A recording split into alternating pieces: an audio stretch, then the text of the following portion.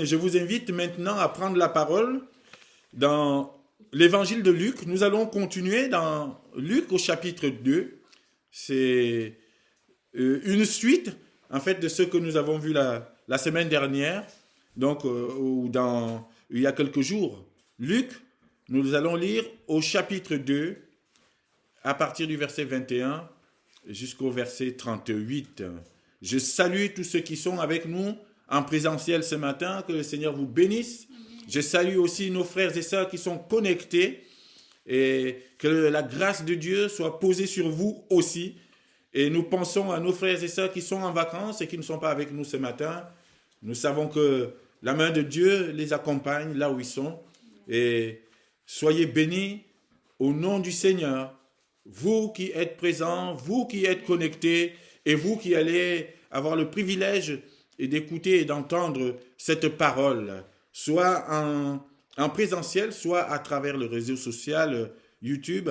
Que le Seigneur vous bénisse et surtout que sa parole se pose sur vos cœurs comme des semences qui vont germer et qui vont vous transformer. Parce que le but de la parole de Dieu, c'est qu'elle nous transforme tous les jours, jour après jour. Alors aujourd'hui, donc, nous allons lire dans Luc, chapitre 2, versets 21 à 38. J'ai intitulé ce message « Mes yeux ont vu ton salut ». C'est la parole d'un vieux monsieur qui vivait à Jérusalem au moment de la naissance de Jésus. Un monsieur que j'ai appelé le Papy Siméon. Il a fait son temps. Il a vécu. Il est déjà dans son vieil âge. Il a hâte d'une chose, c'est de partir. Il a juste envie d'une chose, c'est de partir et de rejoindre le Seigneur. Il a envie d'une chose, simplement, il a tellement vécu qu'il veut partir. Il supplie Dieu de le prendre, de prendre son âme. Oui, Papou Siméon a déjà fait le tour. Il ne lui reste plus grand-chose et il veut partir. Mais l'Esprit de Dieu va l'avertir. L'Esprit de Dieu va dire à Siméon, à ce vieux monsieur, « Tu ne mourras pas avant d'avoir vu le salut de Dieu. Tu resteras en vie, tu resteras debout, même jusqu'à ton plus vieil âge, jusqu'à ce que tu vois le salut de Dieu de tes yeux. » Et au moment où il va prendre ce petit enfant, Jésus, dans ses bras, dans ce temple à Jérusalem, au 8e jour, il va déclarer « Mes yeux ont vu ton salut.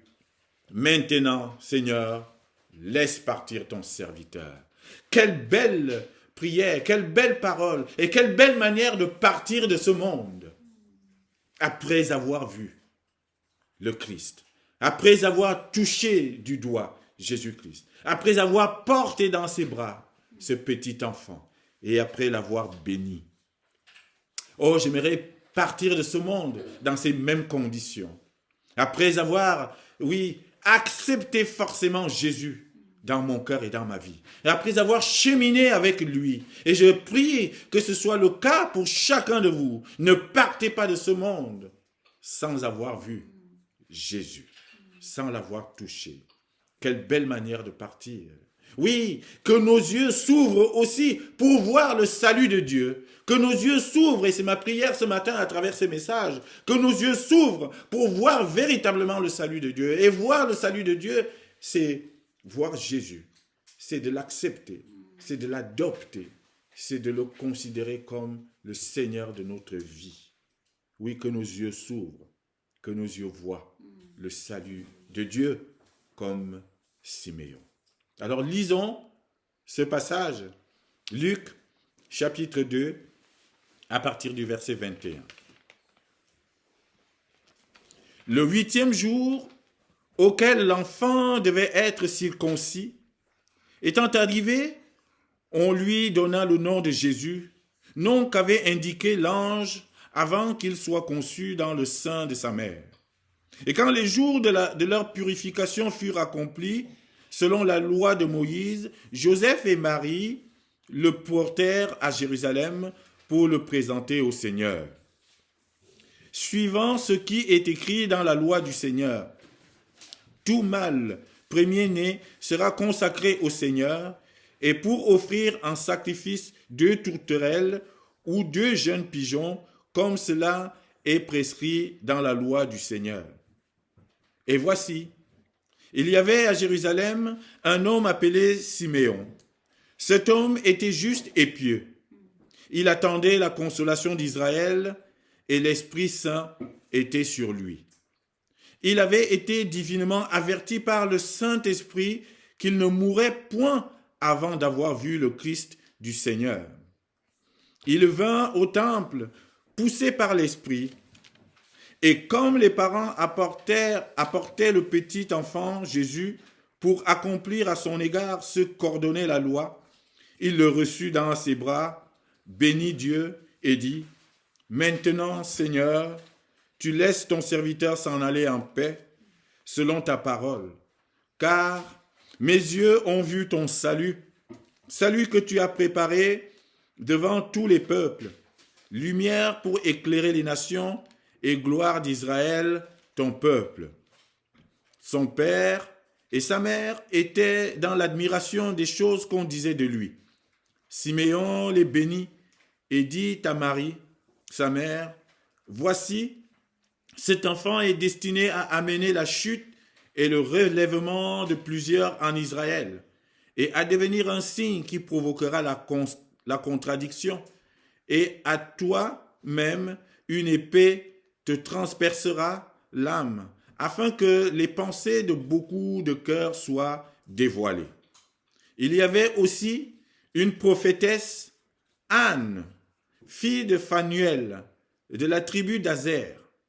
Elle était fort avancée en âge, et elle avait vécu 7 ans avec son mari depuis sa virginité. Restée veuve et âgée de 84 ans, elle ne quittait pas le temple, et elle servait Dieu nuit et jour dans le jeûne et dans la prière.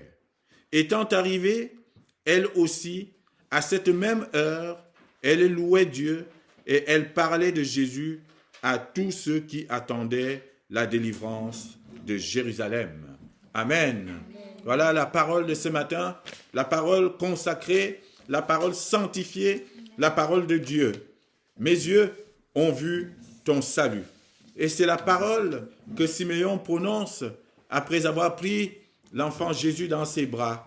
Lui qui attendait de voir le salut de Dieu depuis tant de temps. Lui qui est déjà dans son vieil âge, il va avoir le privilège de voir ce petit enfant et il va le prendre, il va le bénir, il va demander à s'en aller maintenant qu'il a vu le salut. La première chose que le Seigneur veut nous faire comprendre ce matin, et suite à ce passage, c'est que Jésus est la consolation que tu attends. Jésus est la consolation que nous attendons tous. Jésus est la consolation qu'Israël attend. Jésus est la consolation que le monde attend. C'est une vérité et que chacun de nous doit connaître aujourd'hui.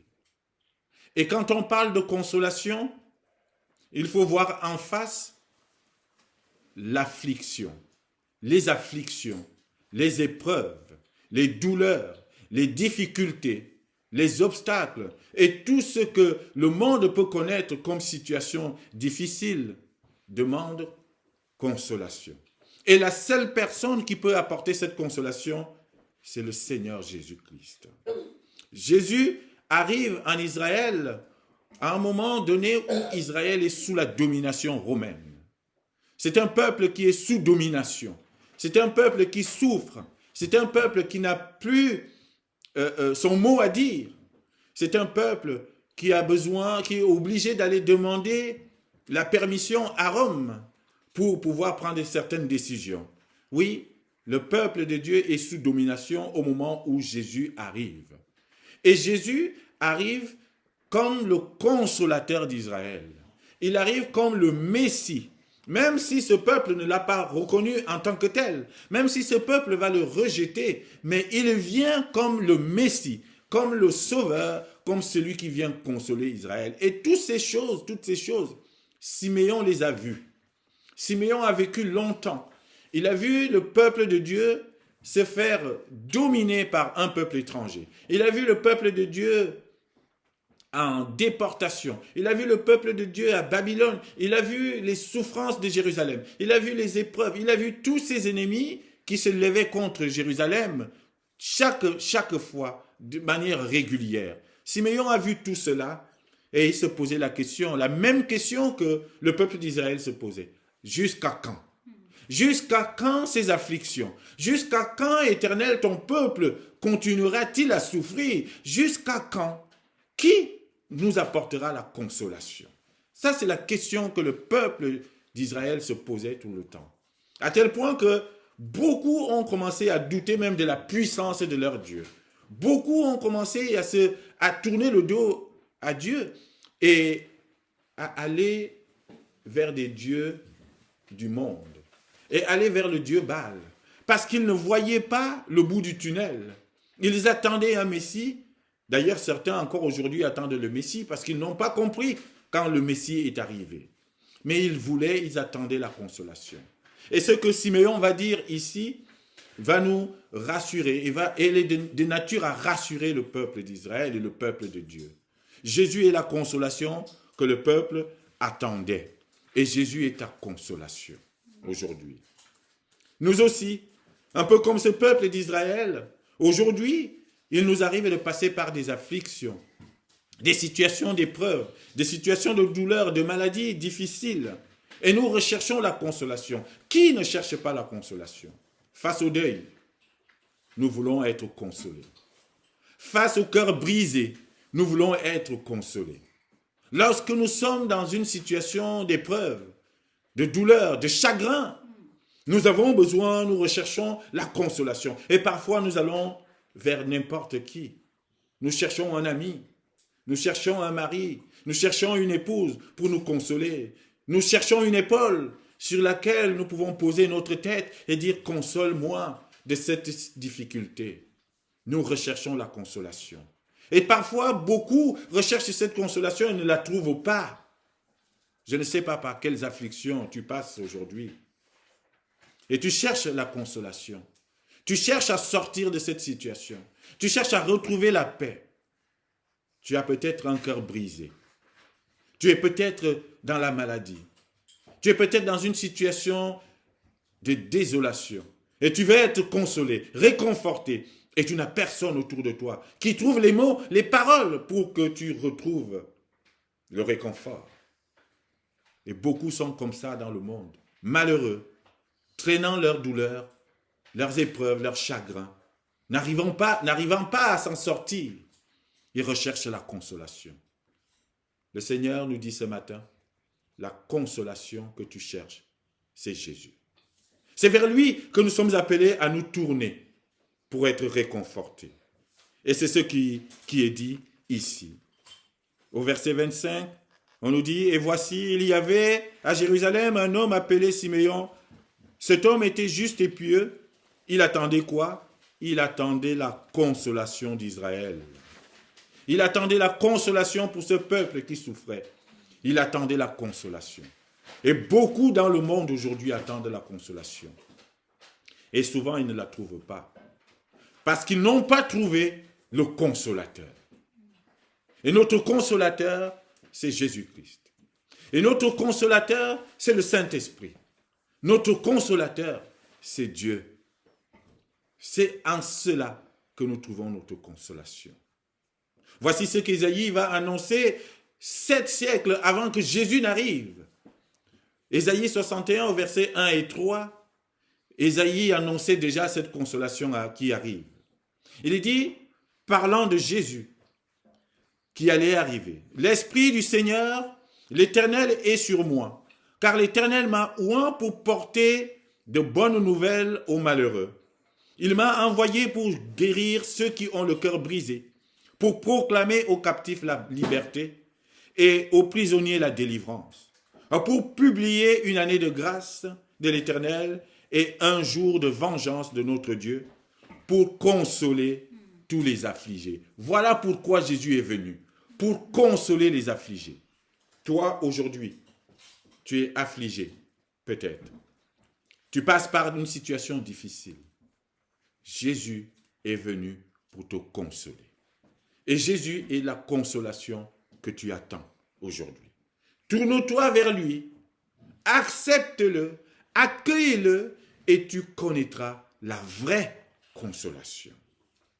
Quand Jésus s'adresse à la foule, cette foule languissante, cette foule affamée, cette foule qui est dans l'affliction, dans Matthieu chapitre 5, verset 4, c'est par là qu'il ouvre le discours sur la montagne. Il va dire, « Heureux les affligés, car ils seront consolés. » C'est Jésus, notre consolation. Et c'est cette consolation qu'Israël attendait, et elle est arrivée à travers Jésus. Et c'est ce que Siméon a vu. C'est la première chose que Dieu veut nous faire comprendre ce matin. La deuxième chose que nous devons saisir à travers cette parole, c'est que le Saint-Esprit est une aide pour voir le Christ. Le Saint-Esprit est ce qui nous aide à aller à Christ. Le Saint-Esprit est ce qui nous aide à voir Jésus. Parce que le Saint-Esprit fait quoi? Il va faire deux choses ici dans ce passage. Il va avertir et il va pousser. Le Saint-Esprit avertit et il pousse. Il avertit Siméon. Il avertit Siméon de quoi? Qu'il ne mourra pas avant d'avoir vu le Consolateur. Qu'il ne mourra pas avant d'avoir vu le salut. Ça, c'est le Saint-Esprit qui a parlé à Siméon ici. Et ne négligeons pas le Saint-Esprit.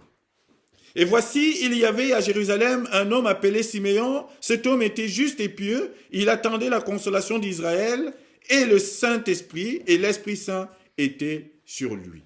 Siméon avait l'Esprit Saint. Et il a su écouter l'Esprit Saint. Il a su être attentif à l'Esprit Saint. Et c'est comme ça qu'il a vu le salut de Dieu. Parce qu'il a été attentif. Le verset 26 nous dit qu'il avait été divinement averti par le Saint-Esprit qu'il ne mourrait point avant d'avoir vu le Christ du Seigneur. Je prie ce matin que le Saint-Esprit t'avertisse.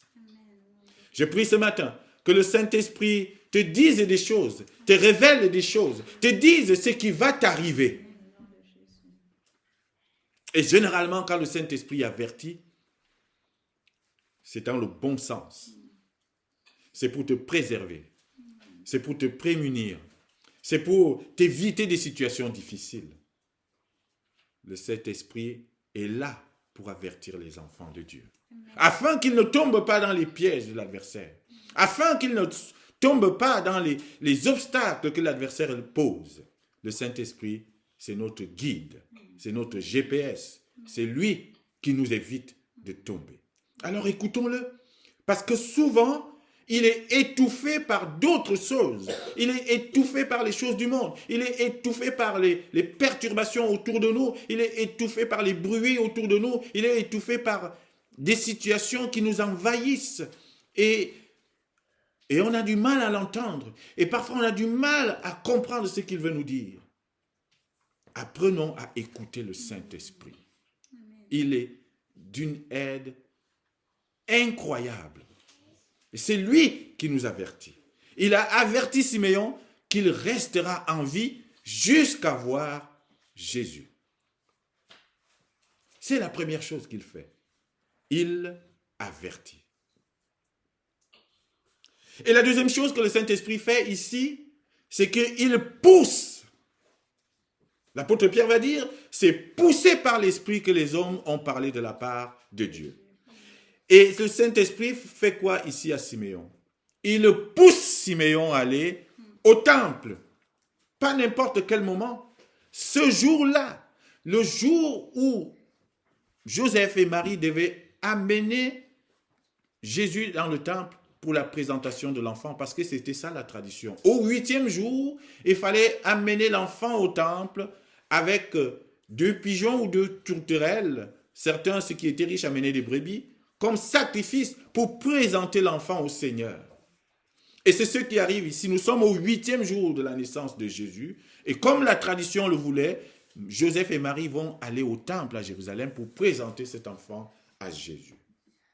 Et c'est ce jour-là, peut-être que j'imagine que Siméon, quelque part, aurait pu être fatigué ce jour-là. Comme ça nous arrive souvent. Dire, ah, ce jour, je suis très fatigué, je ne vais pas à l'église. Je l'entends souvent. Je suis fatigué, je vais rester dormir, je ne vais pas à l'église aujourd'hui, j'irai dimanche prochain. Et Siméon aurait pu être dans cette situation de fatigue. Rappelez-vous que c'est un vieil homme. Il est déjà à un âge très avancé. Il aurait pu écouter son corps et dire, non, je suis fatigué, je ne veux pas me lever aujourd'hui pour aller au temple. Non. Mais le Saint-Esprit l'a poussé à aller au temple ce jour-là, ce dimanche-là. Parce que le Saint-Esprit savait que c'était ce jour-là qu'il verrait le salut de Dieu. C'était ce jour-là que Christ, cet enfant Jésus, devait être au temple. Regardez le verset 27. Il vint au temple poussé par l'Esprit. Oh, je prie que tu viennes au temple poussé par l'Esprit. Je prie que les membres de cette église, les membres de notre église, viennent au temple, viennent entendre la parole tous les dimanches, poussés par l'Esprit. Que l'Esprit de Dieu vous pousse à venir, parce que vous ne savez pas ce que vous allez rencontrer en venant au temple, en venant écouter la parole. Vous ne savez pas. C'est peut-être ce jour-là que Dieu a décidé de poser quelque chose de fort dans votre cœur. C'est peut-être ce jour-là que vous allez entendre une parole qui va changer votre vie. Alors écoutez le Saint-Esprit. N'écoutez pas votre corps. N'écoutez pas la fatigue. N'écoutez pas le manque de sommeil. N'écoutez pas le fait que j'ai travaillé la veille. N'écoutez pas le fait que j'ai des choses à faire le dimanche. Non, soyez poussés par l'Esprit et venez entendre la parole de Dieu chaque dimanche. Vous aurez le temps de faire ce que vous avez à faire après. Mais venez d'abord parce que vous ne savez pas ce que Dieu a préparé pour vous.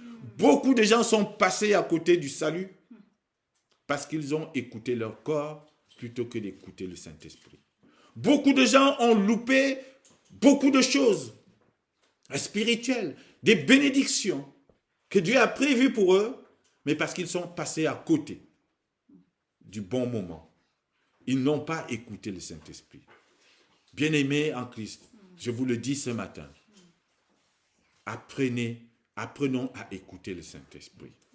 Apprenons à être attentifs au Saint-Esprit. Et acceptons quand il nous pousse. Parce que quand le Saint-Esprit nous pousse à faire quelque chose, c'est qu'il l'a déjà vu. Il sait qu'il y a une bénédiction pour toi. Il sait qu'il y a quelque chose de bon qui est préparé pour toi. Et il veut que tu ailles à la rencontre de cette bénédiction. Amen. Il a poussé Siméon à aller au temple pour voir le salut qu'il attendait. Il a poussé Siméon à aller au temple pour voir la consolation qu'Israël attendait. Oui, vous aussi ce matin, j'espère que vous êtes poussés par l'Esprit pour aller au temple. Apprenez à l'entendre, le langage du Saint-Esprit. C'est la deuxième chose que Dieu voulait qu'on entende ce matin. Entendre l'Esprit qui avertit et qui nous pousse. Soyons attentifs. La troisième chose, chers frères et sœurs, à entendre ici ce matin, c'est que nous devons aspirer à une seule chose dans ce monde. C'est de voir Jésus avant de quitter ce monde. C'est de toucher Jésus avant de partir de ce monde. J'ai envie de dire, voir Jésus et mourir. C'est la seule chose qui doit nous conduire dans nos vies aujourd'hui. Beaucoup de gens perdent le temps à beaucoup de choses qui sont inutiles. Beaucoup de gens courent partout et ils ne cherchent pas à voir l'essentiel. Ils ne cherchent pas à toucher l'essentiel. Et l'essentiel de nos vies, c'est Jésus. Parce que c'est lui seul qui peut nous conduire au Père. C'est lui seul le chemin. C'est lui seul qui nous donnera la vie éternelle. Et c'est ce que Siméon a vécu.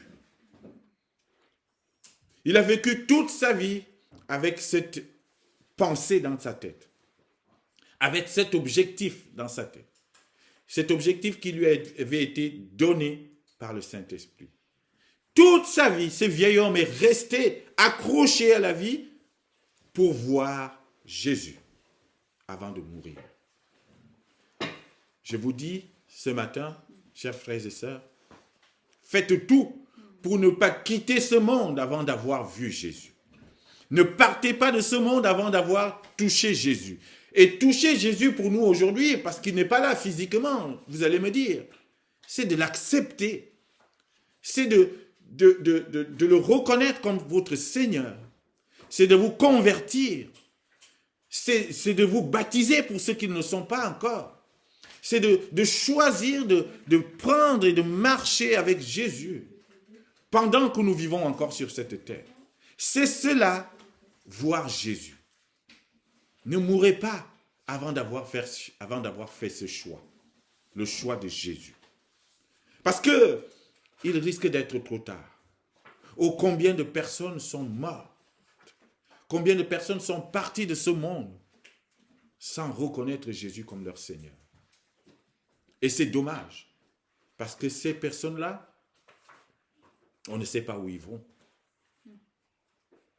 Ne partez pas de ce monde sans avoir fait cette conversion, sans avoir pris cet engagement devant Dieu et devant les hommes, que vous faites de Jésus votre Seigneur, votre Sauveur, votre Messie.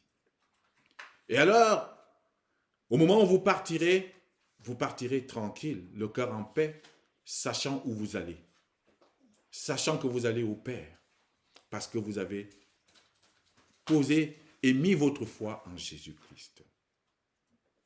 Ne quitte pas ce monde sans avoir vu le salut de Dieu en Jésus-Christ.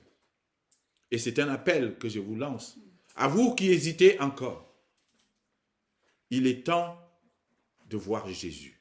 Il est temps d'accepter Jésus. Il est temps de placer sa confiance et sa foi en Jésus, de faire un engagement fort. Nous voici à la fin d'une année et le début d'une nouvelle. C'est le moment où on prend des décisions. C'est le moment où on prend des engagements. C'est le moment où on fait des promesses à Dieu. Alors je prie que ta promesse, toi qui hésites et toi qui ne connais pas encore Jésus, je prie que ta promesse en cette fin d'année, en ce début d'année 2025, soit que tu connaisses Jésus, que tu acceptes Jésus dans ta vie. Il est temps de connaître et d'accepter Jésus pour ne pas partir de ce monde en vain et les mains vides.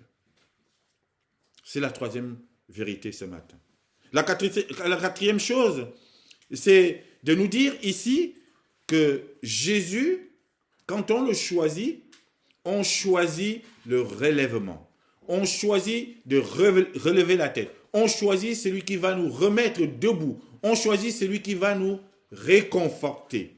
Jésus, c'est le choix du relèvement face à la chute. Tu veux éviter la chute?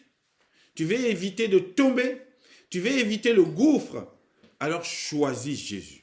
C'est lui qui va te relever. Et c'est ce que la parole nous dit ici. C'est un enfant qui conduira les hommes dans deux types de destinées selon les choix que chaque homme aura fait ou chaque femme aura fait. Notre choix doit être déterminé en fonction de Jésus. Soit tu l'acceptes, et alors tu es dans le relèvement, dans le réconfort, dans ce qui va t'amener encore en haut. Et soit tu refuses, et alors c'est la chute. Il n'y aura pas d'autres alternatives. Soit on l'accepte et on prend la voie du relèvement et du réconfort. Soit on le refuse, on refuse Jésus, on le rejette, comme malheureusement certains l'ont fait. Et c'est la voie de la chute, de la perdition. À vous de choisir. Mais j'ai ma petite idée. Choisis la vie. Choisis le relèvement. Choisis le réconfort. Choisis le salut. Choisis la vie éternelle. Choisis donc Jésus. Choisis donc Jésus. Voici ce que Siméon dit au verset 34 à Joseph et à Marie, parlant de cet enfant Jésus. Il dit, Siméon les bénit, et il dit à Marie, sa mère, voici, cet enfant est destiné à amener la chute et le relèvement de plusieurs en Israël, et à devenir un signe qui provoquera la contradiction, et à toi-même une épée te transpercera l'âme, afin que les pensées de beaucoup de cœurs soient dévoilées. Jésus vient mettre l'accent là où il faut. Jésus vient mettre le doigt là où ça fait mal. Jésus vient dire ici, vous avez le choix. Soit c'est la vie éternelle, et donc vous marchez avec moi, soit vous choisissez délibérément d'aller à la mort et à la perdition. C'est ça. Il n'y aura plus d'autres alternatives. Jésus vient nous donner le choix. Alors qu'est-ce que tu fais face à ce choix? Jésus est là devant toi. Il ne force personne. Jésus a toujours été un gentleman. Il posait juste la question, veux-tu être guéri? Veux-tu être sauvé? C'est toi de décider, c'est à toi de décider. Que décides-tu aujourd'hui? Est-ce que tu décides d'aller du côté de la vie, du côté de Jésus, en l'acceptant? C'est un véritable choix, chers amis. C'est un engagement de vie. Ça change la vie d'un homme ou d'une femme. Ce choix, il est important dans notre vie. Et souvent, nous le prenons à la légère. Les gens le prennent à la légère. Non, quand on accepte Jésus, quand on choisit Jésus en public, lui aussi dans le ciel, il te reconnaîtra devant son Père. Et quand tu le choisis, alors choisis-le véritablement.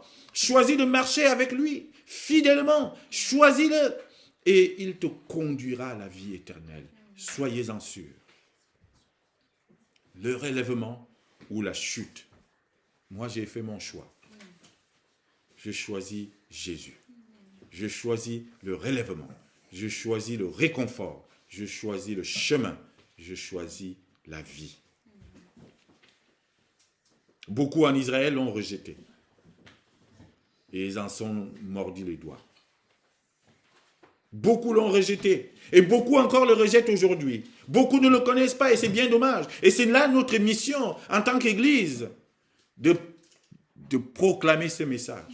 De dire aux gens, non, vous faites le mauvais choix. En refusant Jésus, vous choisissez la mort. C'est à nous de dire cela aux gens. Choisissez Jésus et non la chute. Pour finir, chers frères et sœurs, la parole ce matin, oh, elle est riche. Elle nous invite à prendre un exemple qui nous est donné ici dans ce passage. Oh, je vous invite à être tous et toutes des prophétesses et des prophètes. Soyons comme Anne, la prophétesse. Anne, la prophétesse, elle a vécu longtemps aussi, 84 ans, dans son vieil âge. Elle ne quittait plus le temple. Elle n'était que dans le temple. Elle était là ce jour-là. Elle a vu ce qui s'est passé. Il dit, à cette même heure, au moment où Siméon était en train de bénir le petit enfant Jésus, la prophétesse Anne est arrivée. Oui, forcément, elle devait voir ces choses puisque elle passait sa vie dans le temple. Elle est arrivée. Elle a vu cela. Verset 36.